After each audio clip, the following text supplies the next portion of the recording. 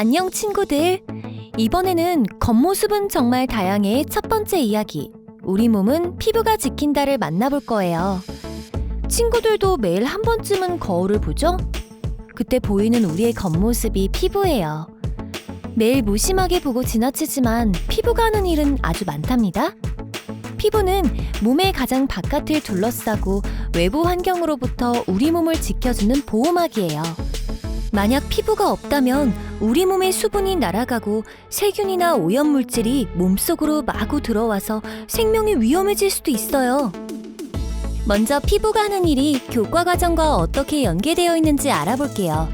여기서 다룰 내용은 초등 6학년 과학의 우리 몸의 구조와 기능, 중등 3학년 과학의 자극과 반응, 그리고 과학기술과 인류문명 단원과 관계가 깊어요. 그럼 우리의 피부가 어떤 일을 하는지 알아보러 출발할까요? 책에서 맨 먼저 나오는 이야기는 인도 사람들과 영국 사람 사이의 계약에 관한 것이었죠. 인도 사람들이 계약을 어기지 못하도록 계약서를 쓰고 손도장을 찍게 했잖아요. 이런 방법은 아직도 가끔 써요. 계약서에 사인이나 도장을 찍지만 그것이 힘들 경우에는 손가락 도장을 찍기도 한답니다. 계약서에 손도장을 찍는 이유가 무엇이었죠? 네, 맞아요. 손가락 끝마디에 피부에 나타나는 무늬인 지문이 사람마다 다르기 때문에 지문만 있으면 그게 누구인지 알 수 있기 때문이에요. 지문은 쌍둥이도 다르다고 하니 참 신기하죠? 그 때문에 지문은 범죄 수사에 유용하게 쓰이죠. 범죄 현장에서 지문이 나온다면 누구인지 알 수 있으니까요. 우리나라 모든 국민은 어른이 되면 신분증을 발급받아요. 그때 지문을 등록한답니다. 친구들도 만 18세가 되면 지문을 등록하고 신분증을 받을 거예요. 오케이. 지문처럼 우리 눈에 보이는 부분은 피부의 가장 바깥층이랍니다. 보기에는 얇아 보이지만 피부는 표피, 진피층, 피하층이라는 세 개 층으로 이루어져 있어요. 책에서 보았듯이 수박을 생각하면 이해하기 쉬워요. 그 중에서 우리 눈에 보이는 바깥 부분은 표피라고 하죠. 0.1mm 정도로 얇지만 표피도 여러 겹으로 이루어져 있답니다.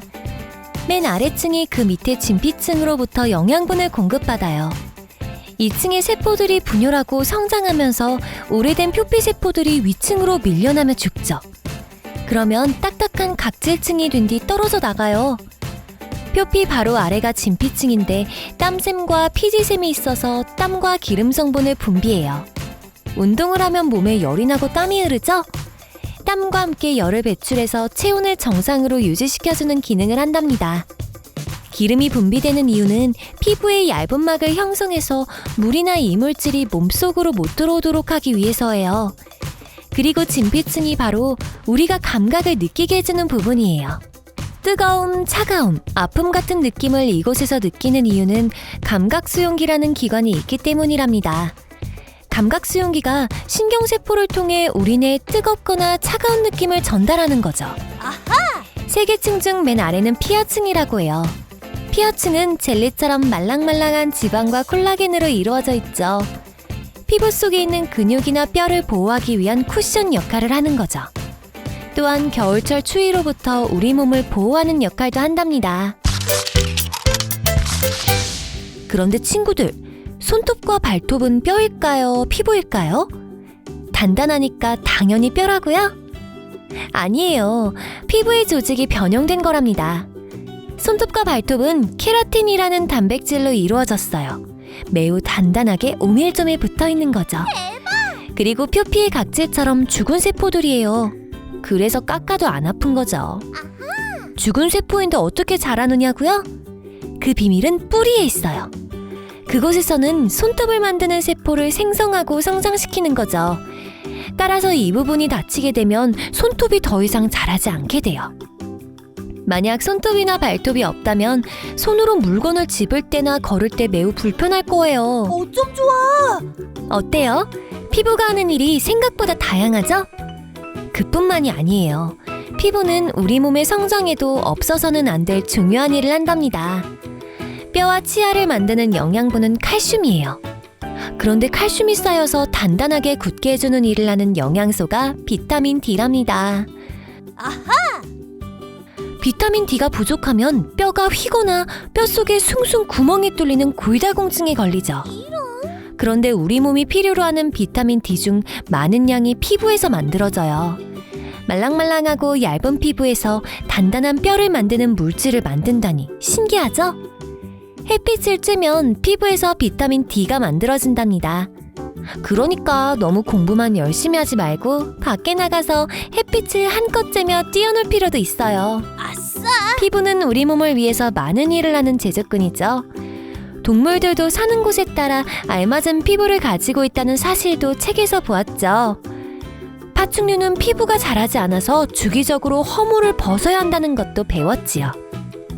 그리고 체온을 일정하게 유지해야 하는 조류와 포유류의 피부는 어땠죠?